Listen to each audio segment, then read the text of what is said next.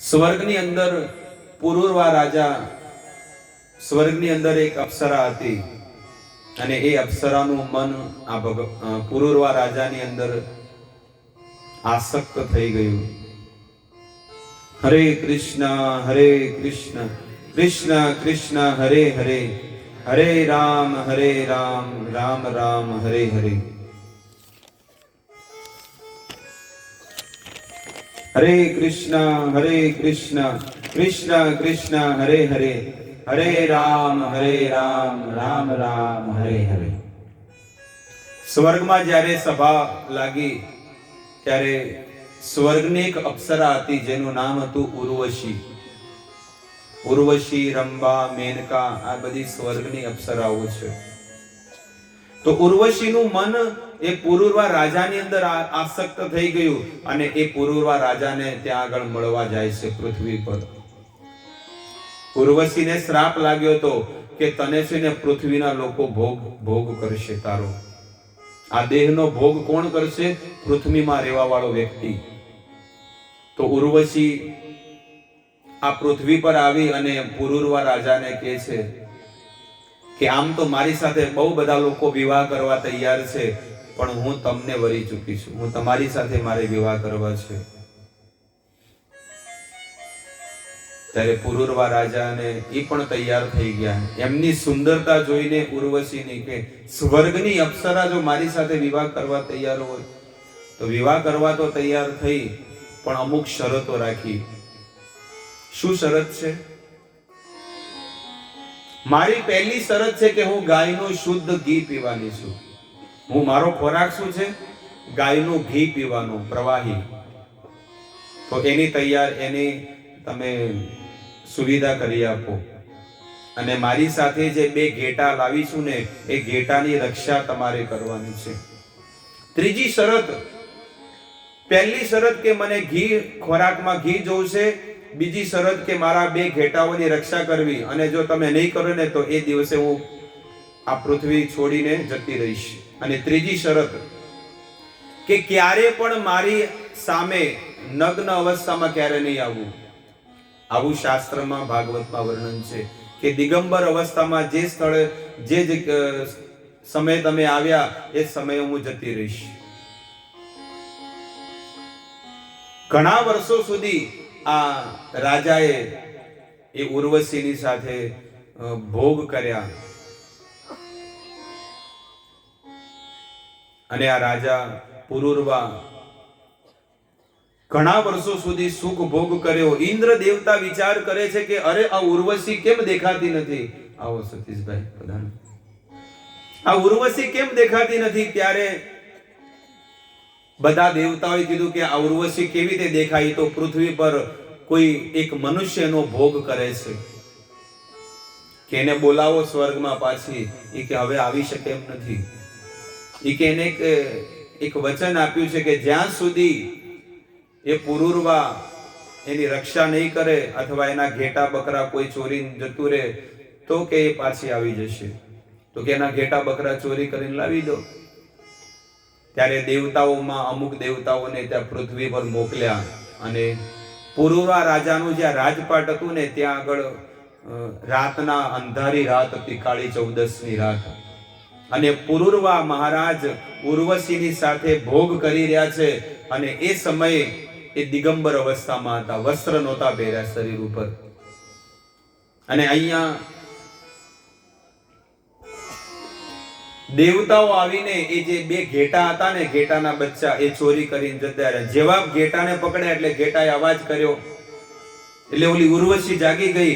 અરે આ નપુંસકની જેમ આ પથારીમાં પડ્યો છે, મારા 2 ઘેટાઓને કોઈ ચોરી કરીને જઈ રહ્યું છે. પુરુરવાને આ વાત યાદ આવી ગઈ કે જો ઘેટા ચોરાઈ ગયા તો ઉર્વશી જતી રહેશે. એટલે પુરુરવા મહારાજ વગર કપડા પહેરે છે ને ભાગ્યો તલવાર લઈને. કપડાય નહોતા પહેર્યા, એટલો મોટો રાજા. અને અંધારું તે દેખાય નહીં એટલે ઇન્દ્ર દેવતાએ વીજળીનો ચમકારો કર્યો અને જેવો વીજળીનો ચમકારો થયો એ ઉર્વશીએ એ પુરુરવાને જોઈ લીધા અને ઉર્વશી એ ઘર છોડીને જતી રહી. કે મેં તને કીધું તું ને કે વગર વસ્ત્રે જો હું તને જોઈશ અને મારા ઘેટા ચોરાઈ ગયા ને તો હું આ પૃથ્વી છોડીને જતી રહીશ. હરે કૃષ્ણ કૃષ્ણ કૃષ્ણ હરે હરે, હરે રામ રામ રામ હરે હરે. ઉર્વશી સ્વર્ગમાં જતી રહી. અને આ સતયુગની ઘટના છે ભક્તો. સતયુગથી ત્રેતાયુગ આવી ગયો, પણ એ પુરુરવા મહારાજ ઉર્વશીમાં એટલા આસક્ત હતા. લાખો વર્ષો વીતી ગયા, પણ એના વિરહમાં, એની યાદમાં છે ને અડધા થઈ ગયા કે મારે ઉર્વશી જોવે છે, ઉર્વશી જોવે છે. ત્યારે એક સમયની ઘટના છે કે પુરુરવા મહારાજ નદી કિનારે બેઠા, તો નદી કિનારે સામે જ છે ને આ ઉર્વશી સ્વર્ગમાંથી પૃથ્વી પર આવી હતી. ઘણા યુગો, ઘણા વર્ષો પછીની વાત છે. અને પુરુરવા રાજાએ જ્યારે જોયું, પુરુરવા તરત જ જહાજ એટલે કે નાવ લઈ અને સામેના કિનારે ગયા. ત્યારે એને ઉર્વશીને જોયું અને ઉર્વશી સાથે વાત કરે છે. એટલે ઉર્વશી કહે છે કે હવે હું તમારી પાસે ક્યારે નહીં આવું, તમે મને ભૂલી જાઓ. એક સ્ત્રીની અંદર આસક્ત મત થાઓ. જો આટલા આસક્ત તમે પ્રભુમાં થઈ ગયા હોય ને, તો તમને ભગવાન મળી ગયા હોત. ભક્તો આવી કથા ભગવાન પોતાના ભક્તોની સાથે કરે છે અને આ જગતના જીવોને બતાડે છે કે આસક્તિ આ જગતમાં મત રાખો, મોહ મમતા મત રાખો. જો મમતા ને આસક્તિ ને પ્રેમ કરવો હોય ને, તો મારામાં કરો, મારી કથામાં કરો. જે મારી કથાને પ્રેમ કરે છે ને, એ ડાયરેક્ટ મારા દર્શન કરી રહ્યો છે. ઉર્વશી તરત જ ગાયબ થઈ ગઈ, અદ્રશ્ય થઈ ગઈ. અને પુરુરવા મહારાજને બહુ વૈરાગ્ય આવી ગયો. બહુ એટલે બહુ વૈરાગ્ય આવ્યો. અને એને એક ગીત ગાયું છે. એને ગીતને કહે છે એલ ગીત. એ ગીતને શું કહે છે? એલ ગીત. હવે જે બધા પ્રભુજીઓ પુરુષો છે ને, બધા આગળ આવી જાય, જેથી કરીને પાછળ જો કોઈ આવે ને તો માતાઓ બેસી શકે. બહેનો સેવકોને નિવેદન કે આગળ બેસાડો બધા ભાઈઓને, કારણ કે ભાઈઓનો વિભાગ ખાલી છે, તો પાછળ માતાઓ, સ્ત્રીઓ, બહેનો બેસી શકે છે. જગ્યા ખાલી જ છે, આગળ આવી જાઓ બધા. અને અહીંયા આગળ બહેનોને આવવું તો આવી શકે છે, થોડા આગળ આવી જાઓ. હરે કૃષ્ણ કૃષ્ણ કૃષ્ણ કૃષ્ણ હરે હરે, હરે રામ રામ રામ હરે હરે. એ પુરુરવા મહારાજે વૈરાગ્ય આવી ગયો કે ઓ હો હો હો હો. આ શબ્દ બોલે છે સૌથી પહેલો કે સતયુગ થી લઈ અને ત્રેતાયુગ આવી ગયો. સતયુગ 17,28,000 વર્ષ. એ પુરુરવા મહારાજ વિચાર કરે છે કે હું સતયુગનો હતો અને ત્રેતાયુગ આવી ગયો, તો 17,28,000 વર્ષ સુધી એટલો બધો મારા અંદર આસક્તિ કે હું સતયુગનો ત્રેતા આવી ગયો તોય મને ખબર ન પડી. ભોગ કરવામાં એટલો બધો લાંબો સમય ભોગ કર્યો ઉર્વશીની સાથે. પુરુરવા મહારાજ બહુ શોક કરે છે. ધિક્કાર છે આ સંસારની માયાને કે ગમે જેવો મોટો તપસ્વી હોય ને, એ પણ પડી જાય છે. વિશ્વામિત્ર થઈ ગયા અને એ વિશ્વામિત્ર 60,000 વર્ષ સુધી તપસ્યા કરેલી છે. આ પૃથ્વી પર વિશ્વામિત્રએ 60,000 વર્ષ તપસ્યા કરી, પણ તોય એ વિશ્વામિત્રને મેનકામાં આસક્તિ થઈ ગઈ. અને ઇન્દ્ર દેવતાને લાગ્યું કે આ સ્વર્ગમાં કંઈક ખલબલી કરશે, એટલે કે આની તપસ્યાને ભંગ કરો. જુઓ, જે વ્યક્તિ 60,000 વર્ષ સુધી તપસ્યા કરી છે, પણ એક સ્ત્રી આવી અને એના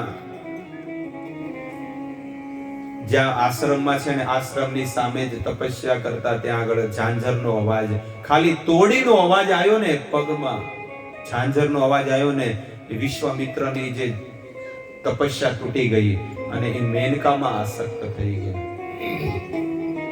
ઘણા લોકો એવું વિચાર કરે ને કે તપસ્યા કરવાથી ભગવાન મળે. આ જુઓ, આ વિશ્વામિત્રને ભગવાન ભક્તિથી મળે છે. તપસ્યા કરવાથી નહીં મળે, ત્યાગ કરવાથી નહીં મળે. ભક્તિ કરો અને ભગવાન રામ મર્યાદા પુરુષોત્તમ થઈ ગયા. એ ભગવાન કહે છે હનુમાનજીને, હે હનુમાનજી, તમે આ જગતના જીવોને બધાને કહી દો કે હું કઈ રીતે તમને મળીશ. હનુમાનજી કહે છે કઈ રીતે તમે મળશો? ત્યારે ભગવાન રામ કહે છે ભક્ત્યા મામ અભિજાનાતિ, ભક્તિથી તમે મને જાણી શકશો. વિશ્વામિત્રએ 60,000 વર્ષ સુધી તપસ્યા કરી, પણ વિશ્વામિત્રની તપસ્યા ફેલ ગઈ. એમને સંકલ્પ લીધો હતો કે હું બ્રહ્મચર્ય વ્રતનું પાલન કરીને તપસ્યા કરીશ, પણ અહીંયા 60,000 વર્ષ તપસ્યા કરી, મેનકામાં આસક્ત થઈ ગયા અને શકુંતલાનો જન્મ થયો, દીકરીનો જન્મ થયો. દીકરી મોટી થઈને બાપા કીધું ત્યારે ખબર પડી કે હું આ દીકરીનો બાપા થઈ ગયો. કેટલું મોટું આ માયા શક્તિ કેવી છે, માયા ભગવાનની. અને જીવનમાં એને સૌથી મોટો પશ્ચાતાપ થયો છે. ત્યારે એ શકુંતલા અને મેનકા એમનો આશ્રમ જ છોડીને વિશ્વામિત્ર ભાગી ગયા કે હવે જીવનમાં ક્યારે આ ભૂલ કરી, હવે જીવનમાં ક્યારે ન કરું.